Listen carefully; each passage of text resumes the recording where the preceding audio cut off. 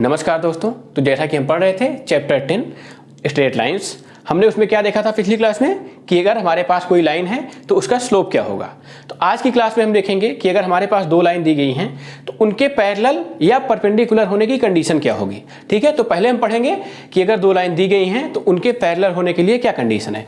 ठीक है, तो चलिए पढ़ते हैं। इसको आप जो है हेडिंग लगा के भी लिख सकते हैं, कंडीशन फॉर पैरेललिज्म, या तो आप थ्योरम के रूप में भी लिख सकते हैं। थ्योरम में आप क्या लिखेंगे, prove that two non vertical lines, मतलब हमारे पास टू लाइंस हैं जो कि नॉन वर्टिकल हैं, आर पैरेलल। ठीक है, वो पैरेलल हैं। तो हमको ये प्रूव करने के लिए कंडीशन क्या निकल के आएगी।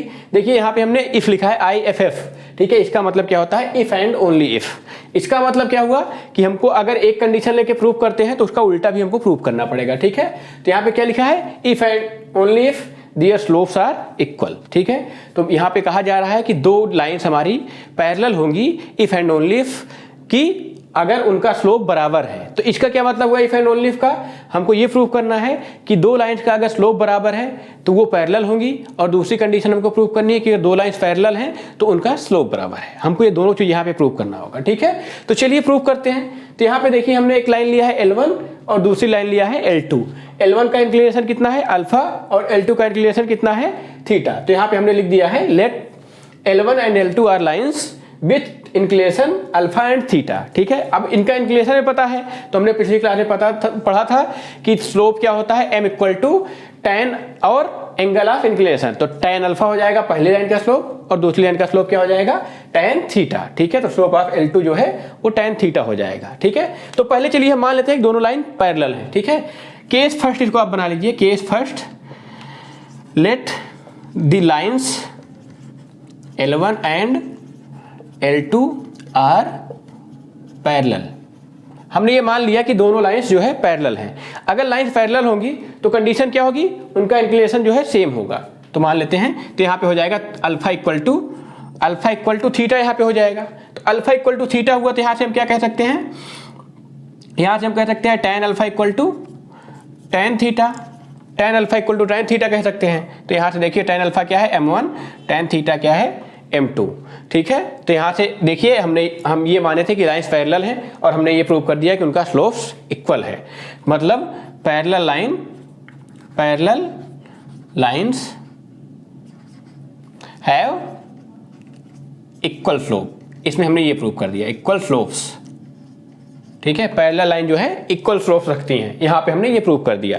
ठीक है, चलिए केस सेकंड लेते हैं। केस सेकंड में हम क्या लेंगे कि slopes of the line are equal. ठीक है, केस सेकंड हम क्या मानते हैं, case second, let the slopes of lines L1 and L2 are equal. ठीक है, स्लोप्स इसके इक्वल है, मतलब हम यहाँ क्या कह रहे हैं, M1 equal to M2, M1 equal to M2 हम बोल रहे हैं। तो यहाँ से क्या हो जाएगा, इंप्लाई क्या कर जाएगा, tan alpha equal to tan theta. ठीक है, M1 M2 के बराबर है, तो M1 क्या है, tan अल्फा है, और M2 क्या है, tan थीटा है। तो यहाँ पे tan अल्फा tan थीटा के बराबर हो गया। तो यहाँ से तुरंत इंप्लाई कर जाएगा अल्फा इक्वल टू थीटा। तो यहाँ पे हमको ये मिल गया कि उनके स्लोप्स भी बराबर, इंक्लिनेशन भी बराबर है। ठीक है, मतलब दोनों लाइंस पैरेलल हैं। मतलब क्या हुआ इसका, lines with equal slopes are parallel. ठीक है, lines with equal slopes are parallel, मतलब कि हमने यहाँ पे स्लोप इक्वल माना था और दोनों लाइंस पैरेलल आ गई। तो केस फर्स्ट और सेकंड से हम क्या कह सकते हैं, यहाँ पे हम कह सकते हैं कि lines L1 and L2 are parallel if and only if their slopes are equal. ठीक है, तो हम क्या लिख सकते हैं, from case first and case second we can say that क्या कह सकते हैं कि two lines are parallel, two lines are parallel if and only if their, जो हमसे कहा गया था, देयर स्लोप्स आर इक्वल। मतलब दो लाइन पैरेलल होंगी कब, जब उनका स्लोप बराबर होगा। ठीक है, चलिए इस पे एग्जांपल देखते हैं एक दो। यहाँ पे देखिए पहला क्वेश्चन दिया हुआ है, so that the line joining the points 2 - 3 a and 1 is parallel to line joining points 7 -1 and 0 3। ठीक है, मतलब यहाँ पे हमको 4 पॉइंट दिए गए हैं और कहा गया है कि पहले 2 पॉइंट से जाने वाली लाइन दूसरे पॉइंट से जाने वाली लाइन के पैरेलल होगी, यही हमको यहाँ पे शो करना है। तो लेट द पॉइंट्स आर, ठीक है, पॉइंट का हम नाम दे देते हैं आर, नहीं तो ऐसे लिख लीजिए, लेट ए जो है 2 -3, बी जो है -5 1, सी क्या है 7 -1 एंड डी जो है 0 3 बी द गिवन पॉइंट्स। ठीक है, तो यहां पे देखिए स्लोप ऑफ ए बी क्या हो जाएगा, मान ए बी जो लाइन है उसका स्लोप क्या हो जाएगा, स्लोप ऑफ ए बी। ठीक है, तो m1 क्या हो जाएगा, देखिए m क्या होता है पहले आप देख लीजिए, m equal to y2 - y1 divided by x2 - x1, ये हमने पिछले क्लास में पढ़ा था। तो यहाँ पे हम इसी पे जो है वैल्यूज पुट कर देंगे, तो m1 कितना हो जाएगा, देखिए y2 1 माइनस और ये माइनस है तो प्लस हो जाएगा 3 डिवाइडेड बाई -5 -2 कितना आ गया 4/-7। तो यहाँ से m1 कितना मिल गया हमें -4/7। तो जो लाइन ए बी थी, ए और बी पॉइंट से जो लाइन पास हो रही थी, यहाँ पे जो पहली लाइन दी गई थी उसका स्लोप कितना आ गया -4/7। ठीक है, अब देखिए यहाँ पे स्लोप ऑफ सी डी जो दूसरी लाइन है उसका स्लोप देखिए m2 मान लीजिए, m2 कितना हो जाएगा, m2 देखिए सी और डी, तो ये क्या है 3 है, y2 3 और y1 कितना है -1 है, तो माइनस प्लस हो जाएगा 1 हो जाएगा। ठीक है, अब देखिए x2 कितना है 0 -7, तो कितना हो जाएगा 4/-7, तो m2 क्या आ गया -4/7। ठीक है, तो यहाँ पे देखिए m1 और m2 सेम आ गया -4/7, तो यहाँ से हम लिख सकते हैं since slope of A B equal to slope of C D. ठीक है, तो क्या इंप्लाई कर जाएगा, लाइन्स आर पैरेलल। हमको यहाँ पे यही प्रूव करना था कि ये जो 2 लाइंस दी गई हैं वो पैरेलल है, और हम जानते हैं कि 2 lines are parallel if and only if their slopes are equal. तो यहाँ पे हमने जो है स्लोप्स को इक्वल शो कर दिया, तो अगर स्लोप्स इक्वल आ गए तो हमारी दोनों लाइंस जो हैं पैरेलल हो जाएंगी। ठीक है, चलिए एक एग्जांपल और देख लेते हैं। यहाँ पे देखिए दूसरा क्वेश्चन है, find the value of x so that the line throw 3x and 2 7। यहाँ पे 2 पॉइंट हैं 3x एंड 2 7 से एक लाइन जा रही है, is parallel to the line through -1 4 and 0 6। मतलब एक लाइन है हमारी, let the points, let a क्या है 3x, b क्या है 2 7, c क्या है -1 एंड 4 एंड d क्या है 0 6 r, या तो b the given points, b the given points. हमने पहले क्या किया, ये जो हमको 4 पॉइंट दिए उनका नामकरण कर दिया, पहले को a, दूसरे को b, तीसरे को c और चौथे को d। तो अब यहाँ पे देखिए slope of A B, slope of line through A B, जो a और b से लाइन जा रही है उसका स्लोप क्या हो जाएगा, मान लीजिए m1 है। ठीक है, तो m क्या होता है, m equal to y2 - y1 divided by x2 - x1। तो यहाँ पे m की वैल्यू, आप m1 की वैल्यू फाइंड करेंगे कैसे, m2 यहाँ पे क्या है 7 माइनस x है यहाँ पे देखिए डिवाइडेड बाई 2 - 3, तो यहाँ पे m1 कितना आ गया देखिए 7 - x divided by -1 divided by -1। तो m1 कितना आ गया, m1 कितना आ गया x - 7 मल्टीप्लाई हो गया। ठीक है, अब slope of line through C D, अब c और d से जो लाइन जा रही है उसका स्लोप क्या हो जाएगा, m2 कितना हो जाएगा 6 - 4 डिवाइडेड बाई 0 -1 कितना आ जाएगा, ये कितना आ जाएगा m2 कितना आ जाएगा, 6 में से 4 गया 2 आ जाएगा।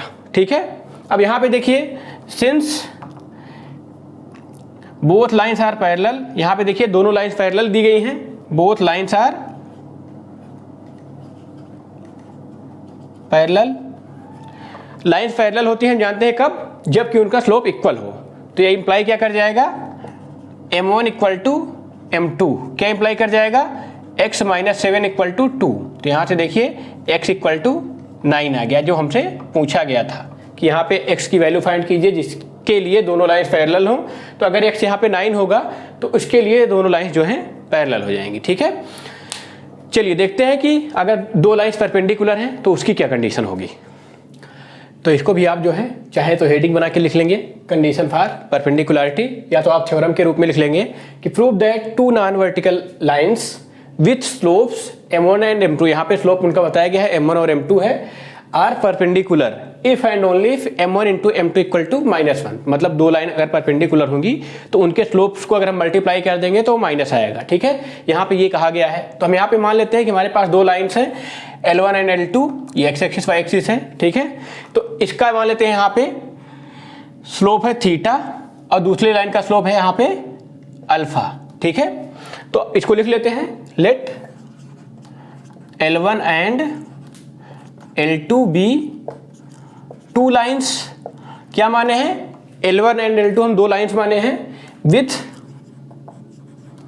स्लोप्स, स्लोप बताया गया कितना m1 and m2 and inclination कितना माने हैं हम, इंक्लिनेशन कितना माने हैं थीटा एंड अल्फा रिस्पेक्टिवली। ठीक है, यहाँ पे जो है L1 और L2 का स्लोप क्या है, m1 है, L1 का स्लोप m1 है और इंक्लिनेशन थीटा है, और L2 का स्लोप m2 है और इंक्लिनेशन अल्फा है। ठीक है, अब देखिए यहाँ पे कहा गया है कि उनके परपेंडिकुलर की हमें कंडीशन निकालनी है। तो यहाँ पे देखिए ये क्या है, ये 90 हो जाएगा। ठीक है, तो यहाँ पे लिख लीजिए केस फर्स्ट हम मान लेते हैं कि बोथ लाइंस आर परपेंडिकुलर। ठीक है, लेट केस फर्स्ट आप मान लीजिए, यहाँ पे लिख लीजिए case first both lines are perpendicular, are perpendicular. ठीक है, ये परपेंडिकुलर का सिंबल होता है। हमने मान लिया कि दोनों लाइंस जो हैं परपेंडिकुलर हैं। देखिए अगर ये दोनों लाइंस परपेंडिकुलर हैं तो ये दो लाइन जहाँ पे मिल रही है आपस में, वहाँ का एंगल कितना हो जाएगा, 90 डिग्री। यहाँ पे देखिए 90 डिग्री हुआ, तो अल्फा जो है एक्सटीरियर एंगल है ट्रायंगल का, तो अल्फा क्या हो जाएगा, theta and 90 degree, theta plus 90 degree. तो यहाँ पे क्या हो जाएगा, this implies that alpha equal to theta plus 90 degree. ठीक है, आप इसको लिख लीजिए चाहे 90 plus theta, 90 degree plus theta. ठीक है, अब यहाँ पे देखिए अगर हम tan अल्फा देखते हैं, tan अल्फा तो कितना हो जाएगा, tan 90 प्लस थीटा।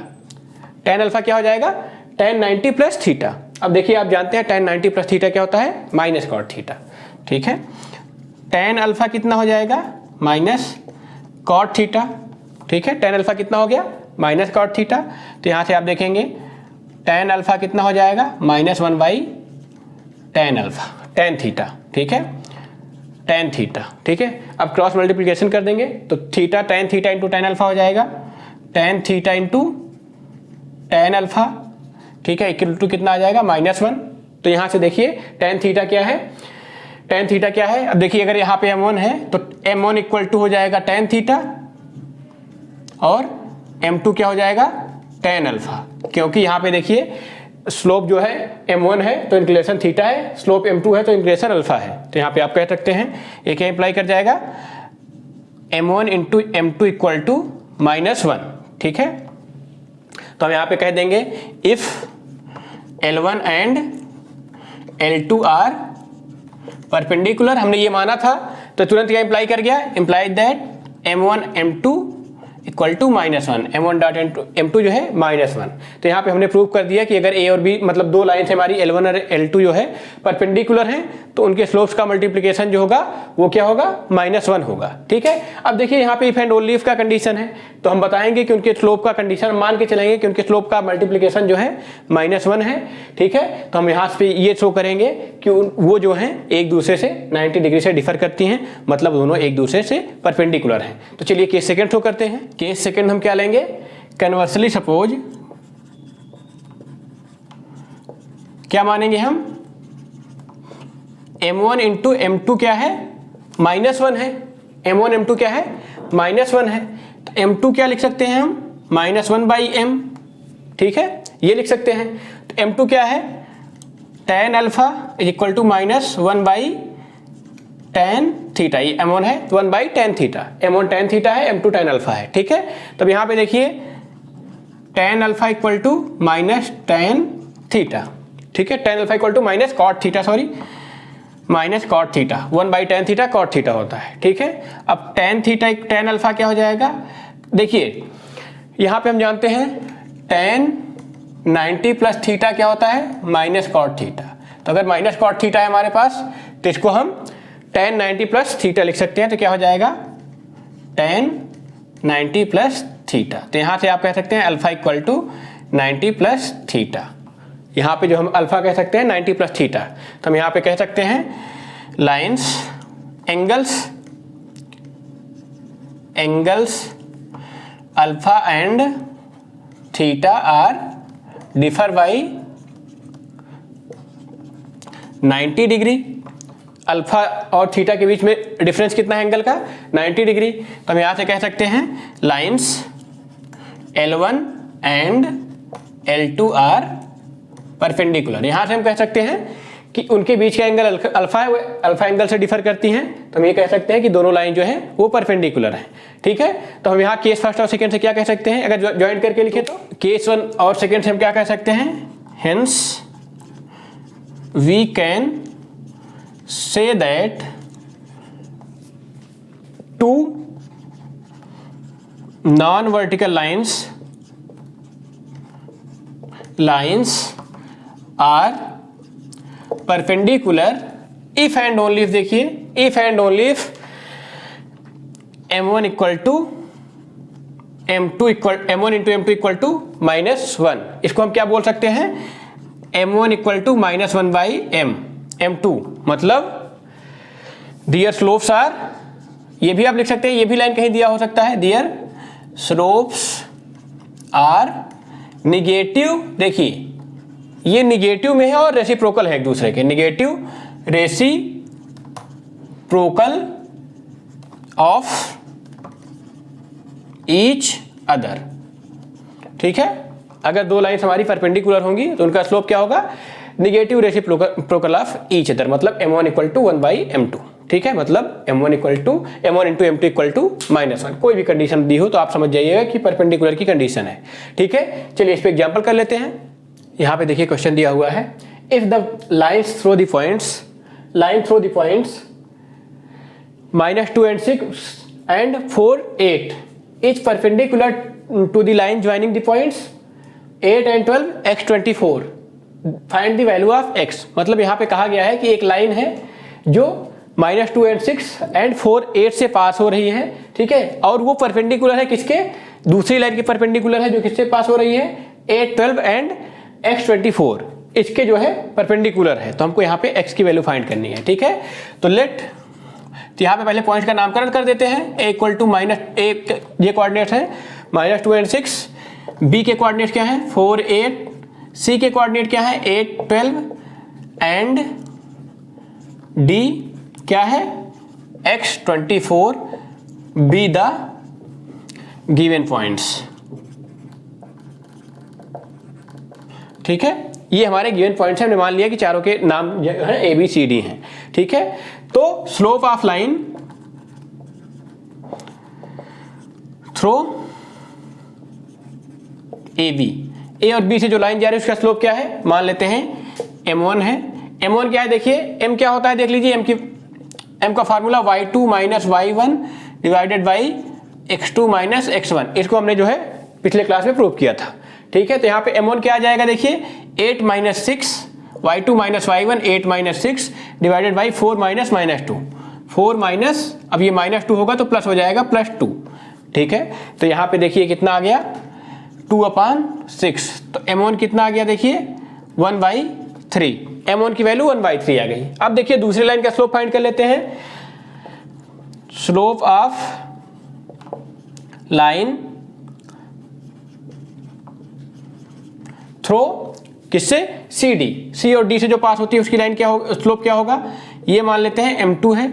m2 क्या हो जाएगा, देखिए 24 माइनस 12 y2 माइनस y1 क्या है 24 minus 12 divided by x minus 8, ठीक है। तो कितना आ जाएगा 24 माइनस 12, यहाँ पे m2 क्या आ गया 12 अपान x माइनस 8, ठीक है, 12 अपान x माइनस 8। अब यहाँ पे देखिए कहा गया कि दोनों लाइंस जो है वो एक दूसरे के परपेंडिकुलर हैं। Since both lines are perpendicular, both lines are perpendicular, ये परपेंडिकुलर का सिंबल है, तो ये क्या इंप्लाई कर जाएगा m1 into m2 equal to -1, ठीक है। तो ये क्या हो जाएगा 1/3 into 12 upon x minus 8 equal to -1। देखिए यहाँ से 3 4 जार कितना हो जाएगा 12, ये हो जाएगा। अब हम क्रॉस मल्टीप्लिकेशन कर देंगे x माइनस 8 का 1 में, तो ये क्या हो जाएगा, ये क्या इंप्लाई कर जाएगा 4 इक्वल टू 8 माइनस एक्स। तो यहाँ से देखिए अगर x को राइट साइड लेफ्ट साइड में लाएं और 4 को राइट साइड में ले जाएं तो क्या बचेगा, यहाँ से ये x पॉजिटिव हो जाएगा और 4 इधर जाके सब्ट्रैक्ट हो जाएगा, तो x इक्वल टू 4 आ गया है।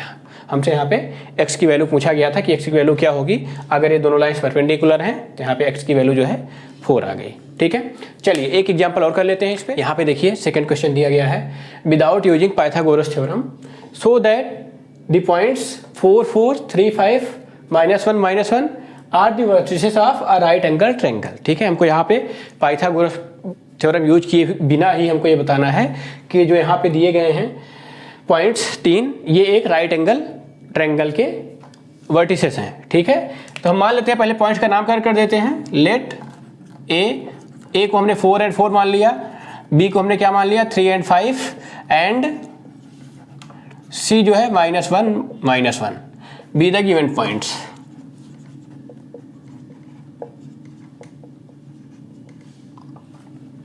देखिए हमको यहाँ पे राइट एंगल ट्रायंगल शो करने के लिए ये बताना है कि यहाँ पे दो लाइंस ऐसी होंगी जो एक ज्वाइन हो रही होंगी और उनके बीच का एंगल जो है राइट एंगल होगा, मतलब वो दोनों परपेंडिकुलर होंगी, हाँ मतलब परपेंडिकुलर होंगी ईच अदर। मतलब अगर हमको यहाँ पे कुछ ऐसा मिल जाए ये चीज कि एक का स्लोप एक लाइन दूसरे पे परपेंडिकुलर हो, तीसरे से कोई मतलब नहीं। अगर हमको दो लाइन मिल जाए जो परपेंडिकुलर हो तो हम ये कह देंगे कि दोनों लाइन परपेंडिकुलर है, तीसरी लाइन इसी पे कहीं जा रही होगी, तो जो है अगर हम तीनों लाइन को ज्वाइन कर दें आपस में तो ये हमारा एक राइट एंगल ट्रायंगल बन जाएगा। मतलब कि तीनों पॉइंट्स जो हैं वो राइट एंगल ट्रायंगल के वर्टिसेस हो जाएंगे, ठीक है। तो अब देखते हैं slope of side A B, मान लीजिए ये ए है, ये बी है, ये सी है, ठीक है। अभी ये मान लेते हैं, ठीक है, बाद में जो भी राइट एंगल पे आएगा उसको हम उसके हिसाब से पुट कर देंगे। Slope of side A B, side A B क्या है, इसका स्लोप क्या है देखिए कितना हो जाएगा y2 minus y1 divide by x2 minus x1। मान लीजिए m1 है, ठीक है, m1 इक्वल टू क्या हो जाएगा 5 माइनस 4 डिवाइडेड बाई 3 माइनस 4, क्या आ गया -1, ठीक है। ये -1 आ गया ना, तो एक स्टेप और करके लिख लीजिए आप। तो m1 कितना आ गया 1 अपान -1 इक्वल टू -1, ठीक है। m1 क्या आ गया -1, देखिए 5 में से 4 चला जाएगा, 3 में से जब 4 जाएगा तो -1 हो जाएगा, ठीक है। अभी हमने जो माना है उसी पे पुट कर ले रहे हैं, नहीं तो फिर जो आएगा उसके अकॉर्डिंग कर लेंगे। तो अब देखिए हमने माना है कि ए जो है बी जो है राइट एंगल है, तो हम स्लोप निकालेंगे BC, slope of side BC, इसको हम मान लेते हैं m2, कितना हो जाएगा देखिए BC में -1 था, इसमें -1 -5 हो जाएगा, ठीक है। ये डिवाइडेड बाई -1 -3, ये कितना हो जाएगा देखिए -6 डिवाइडेड बाई -4।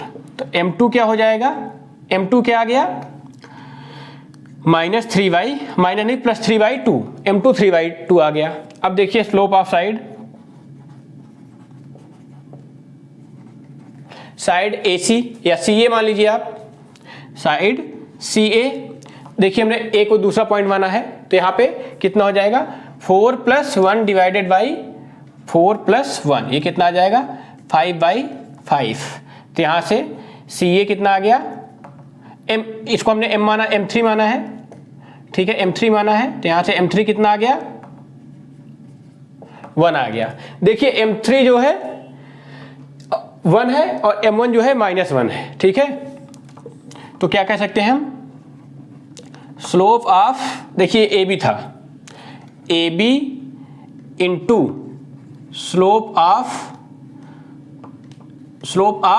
ये क्या है AB है और ये क्या है CA, ठीक है, CA तो AC आप बोल दीजिए, slope of AB into slope of AC, हमने यहाँ पे CA निकाला, CA लिख देंगे। इन दोनों का जो स्लोप है इसको मल्टीप्लाई कर रहे हैं तो कितना आ रहा है -1, क्योंकि देखिए यहाँ पे -1 इंटू 1 क्या हो जाएगा, ये माइनस हो जाएगा, ठीक है। तो हम क्या कह सकते हैं, AB and CA are perpendicular, ठीक है। AB एंड CA क्या हो गया, परपेंडिकुलर। AB लाइन AB और CA, मतलब C यहाँ पे है, C यहाँ पे है, A यहाँ पे है और B यहाँ पे है, ठीक है। तो देखिए CA into AB, CA into AB जो है ये परपेंडिकुलर है। तो आपका देखिए राइट एंगल ट्रायंगल यहाँ पे आ गया, ACAB जो कि परपेंडिकुलर है, मतलब राइट एंगल है, और यहाँ पे हमने पाइथागोरस थ्योरम का यूज नहीं किया। तो यहाँ पे आप लिख सकते हैं since slope of CA into slope of AB equal to -1, ठीक है। ये क्या इंप्लाई कर जाएगा, CA परपेंडिकुलर टू AB, ये तुरंत इंप्लाई कर गया CA जो है परपेंडिकुलर है AB के। देखिए CA अगर AB के परपेंडिकुलर है तो इंप्लाई क्या कर जाएगा, A is right angle, A जो है वो राइट एंगल हो गया, ठीक है, मतलब 90 डिग्री का हो गया। तो अगर देखिए एक ट्रायंगल है, उसका एक जो है एंगल जो है राइट एंगल हो गया, तो हम बोल देंगे कि एक राइट एंगल ट्रायंगल है। तो this implies that triangle CAB is a right angled triangle. हमको यहाँ पे बिना पाइथागोरस थ्योरम यूज किए हुए प्रूव करना था कि CAB जो है एक राइट एंगल ट्रायंगल है, और हमने यहाँ पे प्रूव कर दिया है, ठीक है। तो उम्मीद करता हूँ कि आपको जो है ये दोनों कंडीशन पैरेलल लाइंस के लिए और परपेंडिकुलर लाइंस के लिए अच्छे समझ में आई होंगी, और इस पे जो भी एग्जांपल दिए गए हैं वो भी बहुत अच्छी तरह समझ में आए होंगे। अगर आपको जो हम पढ़ा रहे हैं ये पसंद आ रहा हो, समझ में आ रहा हो, तो आप हमारी वीडियो को लाइक करें, चैनल को हमारे सब्सक्राइब करें और हमारी वीडियोज को अपने दोस्तों के साथ शेयर करें। तो इस वीडियो में केवल इतना ही, फिर मिलेंगे आपसे अगली वीडियो में, तब तक के लिए नमस्कार।